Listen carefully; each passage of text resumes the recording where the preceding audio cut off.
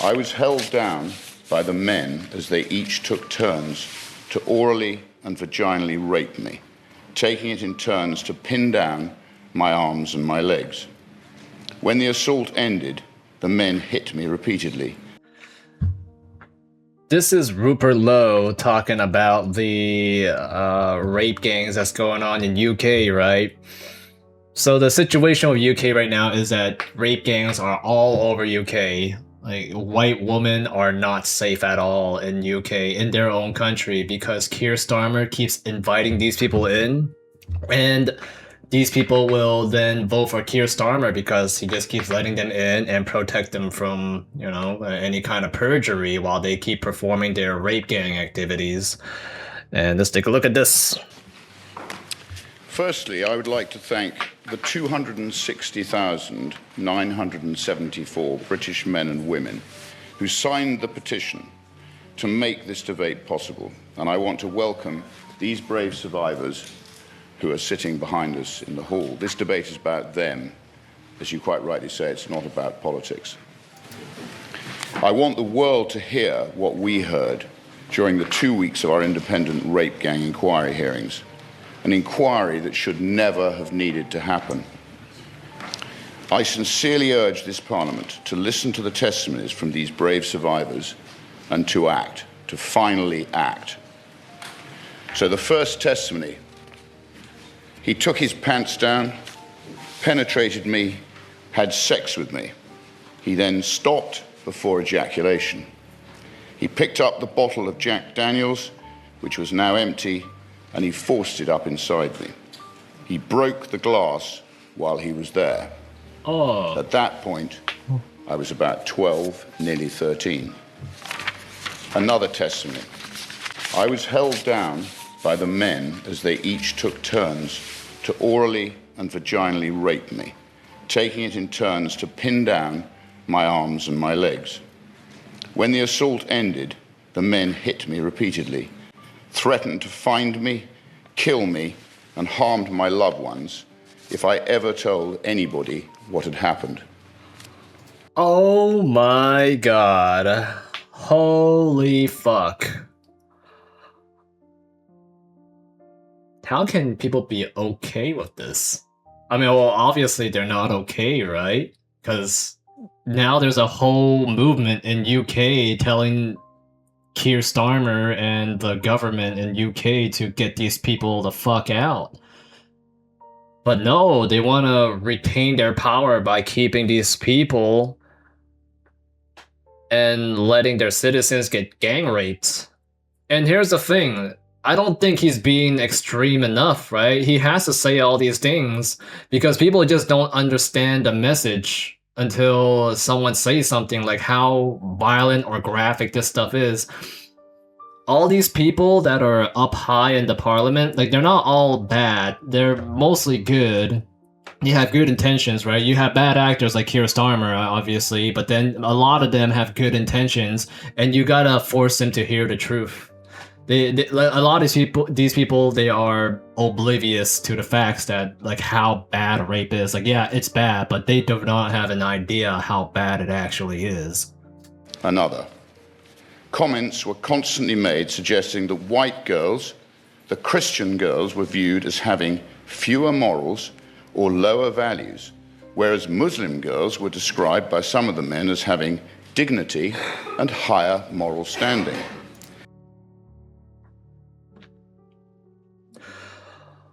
What the hell? You see, these people, they're not trying to assimilate with your society. They're trying to make their culture your culture.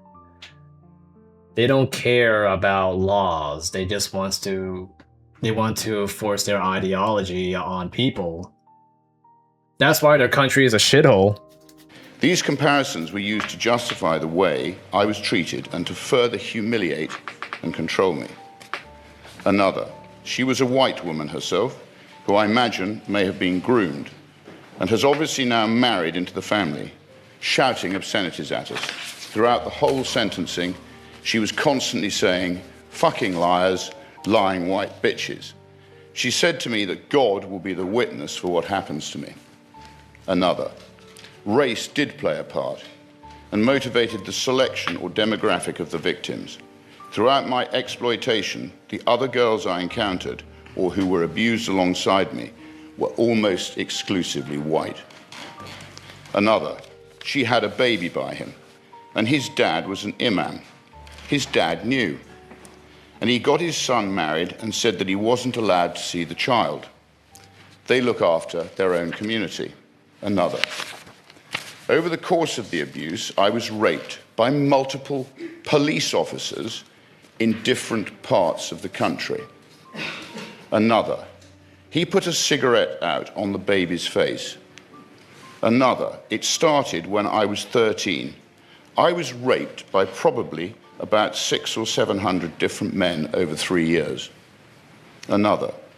They would toot the horn of the car, and then a child would be taken to the front door by a staff member of the children's home. Another. I was bleeding from both my vagina and my back passage and was so swollen I could not sit down. I told hospital staff my drink had been spiked and I did not know what had happened because I was too afraid to tell the truth. They did not ask any questions. They gave me tablets and discharged me. I was 15 years old. Another. Things would escalate around Eid and holidays. Parties got bigger, got worse, got more violent.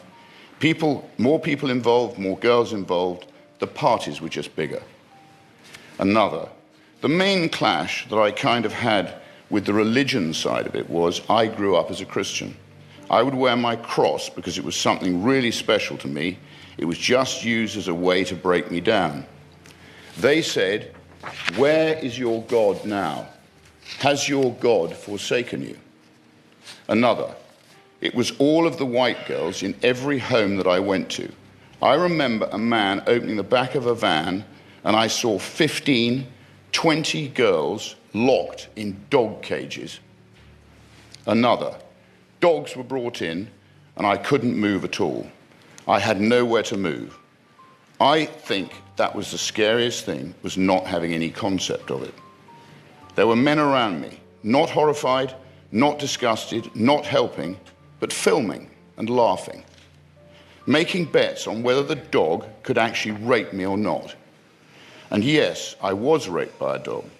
The man just held my face, stared me down straight in the eyes, and he wanted to see me break, and he did. Another. I just want it to stop and not happen to any other children, and for people to actually act, to do something and stop being so scared. I could continue for hours and hours. All of us in this building have a responsibility to finally act. Not to talk, but to act. Our Rape Gang Inquiry report will be released in the coming days. It will change Britain for good. Thank you. Oh my god. Fuck refugees. Fuck illegal immigrants. These people are scums of the earth. What the fuck? And fuck Keir Starmer and all his best friends. Holy. Oh my god. These...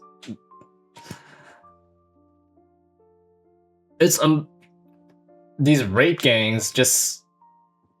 They just do what they want. Like, UK is not... Like, it literally has to take one of the top guys in UK to address this blatantly bad situation. You know what?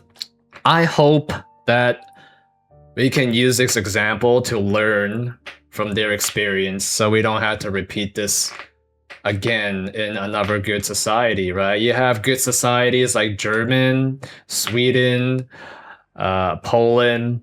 Poland's already exercising protection for themselves, right? They're not allowing any refugees into their country. But like these mega safe countries, you know, they want to exercise suicidal empathy for these refugees, right? These people that escape from these deadly wars that they caused themselves. and they want to bring that culture into other peaceful countries. Fuck these people. Hell no. We gotta use this as an example to just simply keep them the fuck out. They're animals. They're monsters. And we also have to purge the people that are allowing these people in, like Keir Starmer. The guy, he doesn't care about his own citizen. Like, he's not stupid. He knows what's going on. He just wants to remain in power by letting his own citizens, especially young girls, get sodomized by these illegal refugees. Fuck that guy.